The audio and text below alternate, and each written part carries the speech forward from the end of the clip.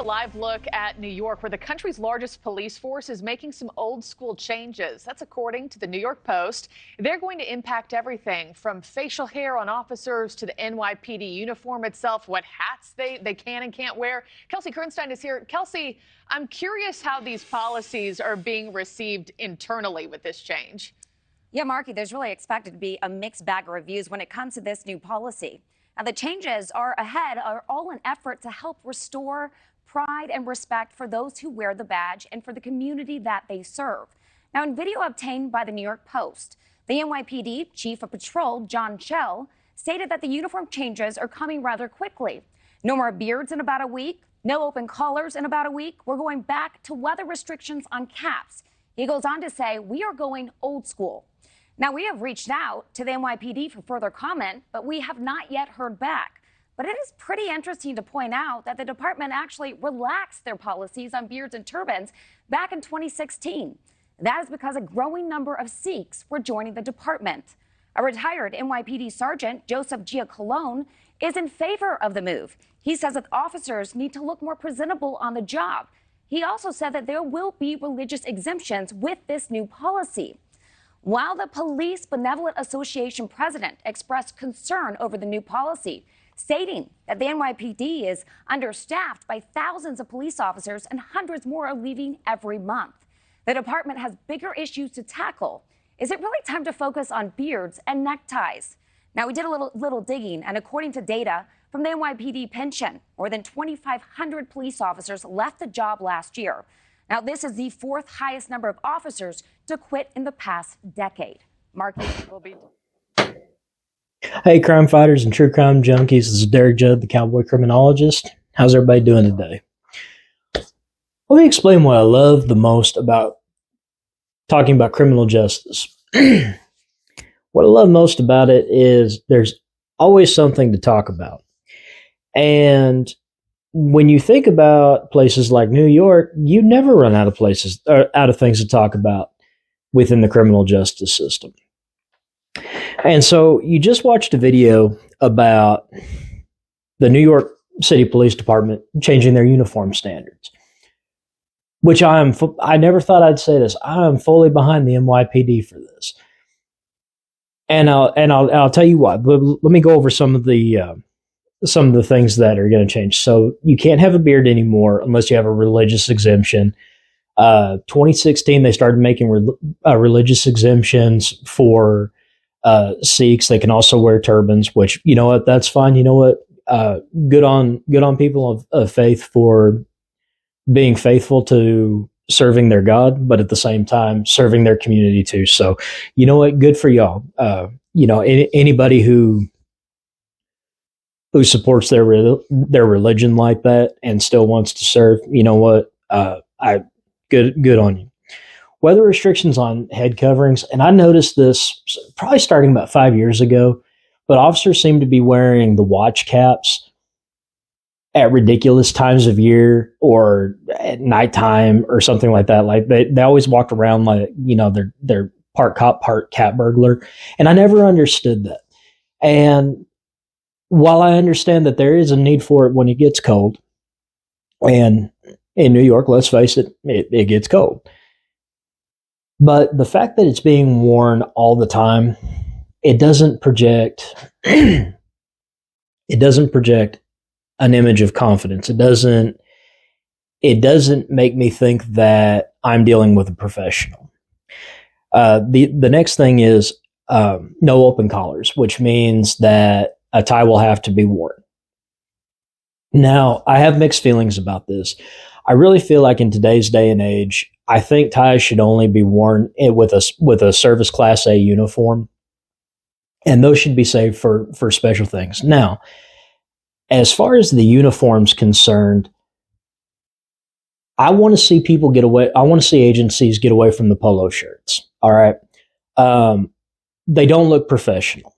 I get that they're easy to maintain. I get they're easy, that they're comfortable. But once again, they don't project a professional police image. Whenever I see a police officer in a polo shirt, it doesn't instill confidence in me. And I have worked at agencies where polos were the required uniform or the only uniform. And when I asked about a button-up shirt, they said, "Well, we want you to be comfortable." And I just, I'm the only police officer in this town. My personal comfort kind of went out the window when I took this job. The other part of that is button-down shirts, that classic uniform shirt, just gives that look of professionalism. And I know it was borrowed from the military, but standards need to be there. You need to project that era of professionalism, because being a peace officer does require you to be a professional. It requires you to go out, requires you to talk to people.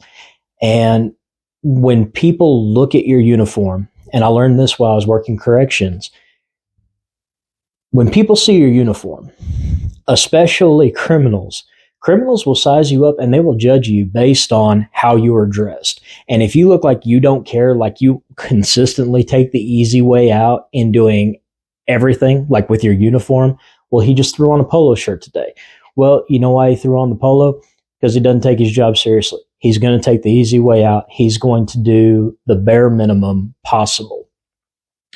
And when I first heard that with an interview with an inmate at a training I did working at the prison, I was like, that makes a lot of sense. So your uniform says a lot about you, and your attention to detail in your uniform says a lot about you. Do you have strings hanging off of you? Is it wrinkled? Is it well maintained? Is it serviceable? Those are things that people notice. If the officer looks like he takes pride in the uniform, you can bet that the officer takes pride in their job. There are some exceptions to that.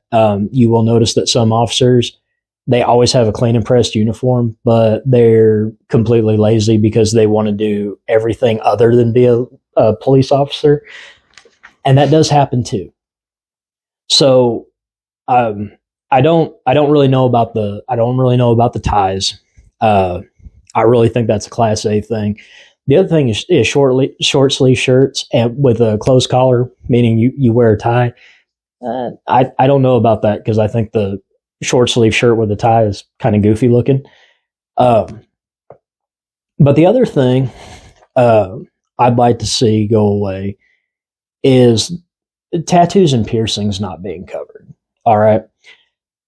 I think those things ought to be covered. Once again, it's a professional thing. I don't want to deal with a police officer who's all sleeved up and everything. You know what? It's not a good look. And they could be military tattoos, very motivational, religious tattoos. I get it. You have a right to express your individuality. However, when you decide to represent the general public, that individuality goes out the window, because you are no longer acting in what's in your best interest. You are acting in the interest of your community. All right. Cover up the tattoos. If your individuality is so important to you that you can't cover your tattoos up for 8, 10, or 12 hours, then you have no business in the profession. Like I said, your personal comfort went out the window when you decide to be a police officer. Why? Well, you picked a profession where at any time an interaction can turn violent. All right. You work out in the elements. You work in extreme heat, extreme cold, rain, sleet, snow. It doesn't matter. All right. You deal with people on what can arguably be the worst days of their lives. And somehow you have to go to the next call where, your first call of the day might have been child abuse, child endangerment, neglect, domestic abuse. You might have worked a homicide or a suicide, and then your next call, you have to explain to a 3 or 4-year-old boy or girl when it's appropriate to call 911 because they've called and hung up on 911 3 or 4 times. and now you've got to deal with that child, and you've got to deal with it in a caring and compassionate way, because they're not old enough to understand. So your professionalism matters. Let the uniform be your identity while you're at work. Be whoever you want to be. As long as you're bringing credit to your profession, you're bringing credit to yourself. Be who you want to be out of uniform. Let your tattoos show off, what have you, but in uniform, be a professional peace officer. Let that show. Let people know that when they see you, they are dealing with a professional. I know specialized units, narcotics, gangs, things like that. Having tattoos can actually be a benefit. All right. I would never qualify for undercover work. I have cop written all over me. And even before I became a peace officer, people were always asking me, "Are you a cop?" And so, some people just are geared for that, and that's fine. They don't, they shouldn't be identifying themselves as peace officers until the very last minute anyway. Then you have specialized units like detectives. All right, wearing a polo or something like that, if you're part of the crime scene unit, okay, that's fine. But I'm specifically talking to the patrol officers. Be a professional. All right. Wear the appropriate uniform for the day. Wear the appropriate attire. Have your uniform serviceable. Have it cleaned and pressed. Put on an image. Now the beards. That's another thing I don't like. And I don't like that because in an emergency, if you need oxygen or something like that, a mask is not going to seal over facial hair. And I think it's an impediment. Not to mention, it's just not a good look. It's beards on law enforcement personnel. I know in the military, a lot of units, different units grow beards for different things, or they grow beards while they're overseas and everything because of lack of access to water and shaving and all that. And that's fine. That's not the case for law enforcement. Okay. So if your identity as a police officer is based on your facial hair, law enforcement's probably not for you. All right. It's your facial hair does not make you a better officer. In fact, there are so many baby-faced officers that have facial hair. They just look ridiculous. They look like, a 5-year-old running around on Halloween, with a painted on mustache or beard or something. It's not a good look. It comes down to this. All right. Be a professional. All right. And part of being professional is projecting that professional standard and not just meeting that standard, but exceeding it. So keep shaved, keep your uniform pressed, keep it serviceable, keep it looking good. If it starts to fade, get it traded in, buy another one. Do what you need to do to always project that you are confident in your job. All right. It's a dangerous job. All right. Put yourself out there and look good doing it. One of the most valuable lessons I learned working corrections was from an offender who said that if he's going to mess with an officer, he's going to look for an officer who looks like they don't care. And if you look unkempt, if your uniform looks like trash, those are the times where people are going to mess with you. And it kind of makes me wonder how many times officers are attacked by prior offenders who, maybe they don't take as much pride, like if they've had another interaction with the law enforcement officer earlier in the day. And like I said, things happen in law enforcement, bad guys make up their mind, and this is not, believe me, I'm not putting down any officer who's ever been in a situation to have to defend themselves because they were ambushed, they were attacked. The situation just devolves so quickly that everything's cool 1 minute and the next minute they're in the fight for their life. All right, it's not what I'm talking about. Okay. So just understand that. That's not me getting on officers being attacked. But you do have to wonder, do professional standards or lack of professional standards make it where bad guys maybe target certain officers because they know they're really in it for a paycheck and they don't take the uniform seriously. They don't really take the job seriously, stuff like that. Now, there was a criticism in the video from the president of the Police Benevolence Association, I believe it was, and he was saying that there's already, NYPD is already 2,500 short, and that's a national statistic. There's nothing surprising about that, especially if you've been watching the news for the last 5 or 6 years. All right, people don't want to be police officers anymore, and changing uniforms and requiring a higher standard is not going to change that. If anything, I think it's going to bring more people into law enforcement, because when you raise your standards, here's what happens. One, you're going to start getting rid of people who don't take the job as seriously. The next thing is you're going to start seeing people who want to be held to a higher standard. Okay, so I actually think it's a good thing, because when you raise your standards, you kind of weed out those guys who are in the job for the wrong reasons. And like I said, if they're so passionately attached to showing off their tattoos or their beards or wearing a watch cap when it's 105 degrees outside, all right, those guys need to be gone. Okay, I promise you, there's something there. There's a reason why they want that kind of anonymity. And I think it's like, I kind of equate it to this.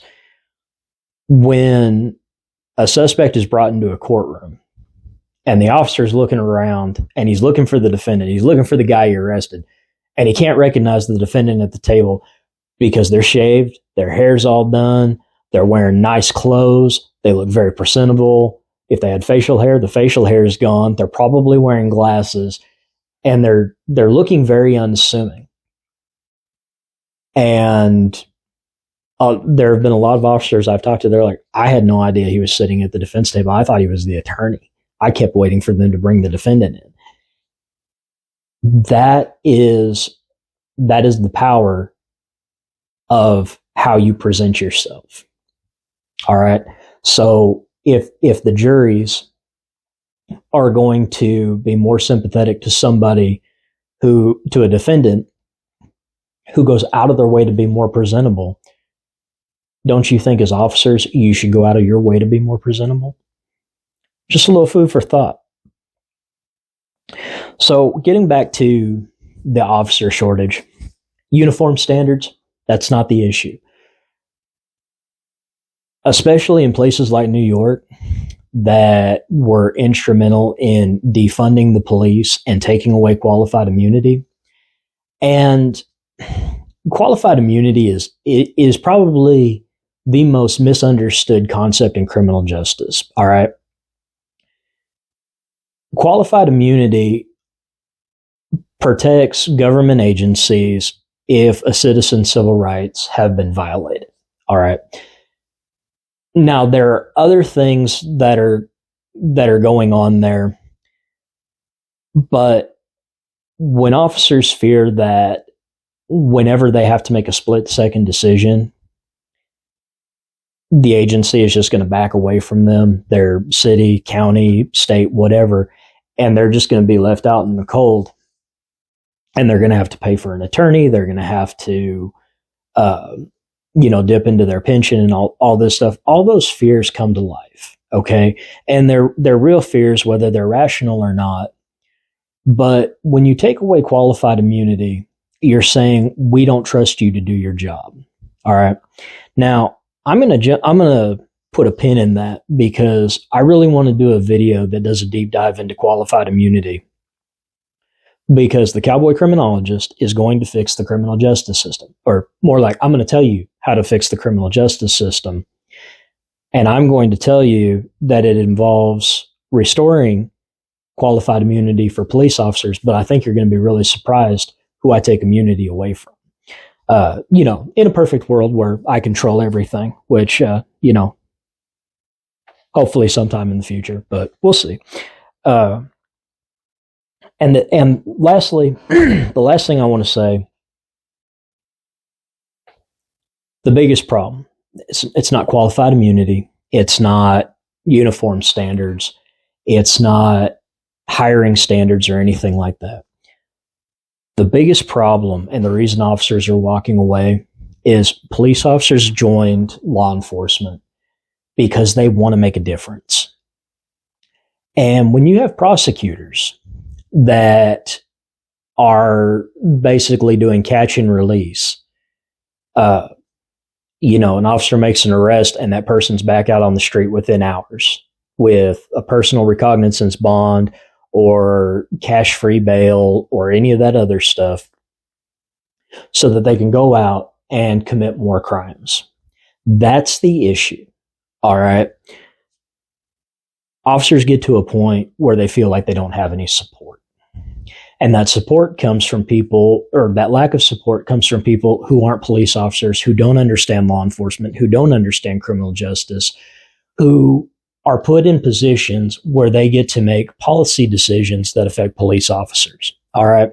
That's the problem. Okay. I'm going to say something controversial here. Restorative justice is a freaking joke. All right. Restorative justice is basically you're trying to find something for social workers to do, and you're giving them a project that really it doesn't matter whether they succeed or fail at, because the failure rate is going to be very high. All right. Restorative justice past the age of about 21, useless. Is it good for minors?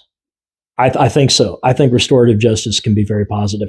For adults, you're old enough to make your decision. You're old enough to, excuse me, you're old enough to know you shouldn't have been doing what you got caught doing. So since you were a big boy, a big man, you're grown, you're able to make your own decisions. Well, you're able to pay your own consequences too. All right. So it's time to step up and quit crying because you got caught with your hand in the cookie jar. Restorative justice, especially for adults, runs contrary to what the criminal justice system is. And when people say the criminal justice system is broken, it's not that the criminal justice system is broken. The problem is, and I'll go into this in another video. Man, I'm promising y'all a whole lot of videos. I hope y'all are keeping track. So if I fall behind, you can say, hey, didn't you say you were going to do a video about this? And I'll say, you know what, you show right. And I'll do a video. But the problem is a lot of these social restorative justice policies, they run contrary to common sense, criminal justice, and law enforcement. All right. Let the police do what they're supposed to do. All right. Trust them. Tell them that, you know what, you're going to go out there, you're going to do the job right. Hold police accountable. All right. Make sure that when they do something good, they're acknowledged, they're recognized, and they're appreciated. When they do something wrong, take corrective action, whether it's verbal counseling, a written reprimand, or termination. But if it's bad enough, quit letting these guys go to other agencies. And I'm going to talk to some of you who live out of state. I did background checks for my last department. And there was an issue talking to agencies from out of state. Now, in Texas, we have a very nicely written law that says human resources, you have to comply with a background check from a police officer. You can't say, oh, well, we can't release that information. No. As a background investigator, as a police officer doing a background with a release of information, notarized, signed document saying I have a right to look at that, you can't hide behind that. So when other states kick your trashy police officers out and they end up in my state and they become officers and there's no way for us to know that they were trash in your state, and now we're having to clean up that mess. You know what? Shame on you. All right. That puts good agencies, good officers, good people in jeopardy. All right. So there needs to be some middle ground. And what I'd like to see is a federal law passed that a background check on a police officer from out of state, HR regulations are suspended with a release of information. All right. That would be a federal standard that I would absolutely uphold, because y'all, there are too many bad cops working in a really good profession. All right. So y'all, I hope you like this video. Please like, subscribe, and share on your social media. Once again, I'm Derek Judd, the Cowboy Criminologist, and I hope you've enjoyed this video.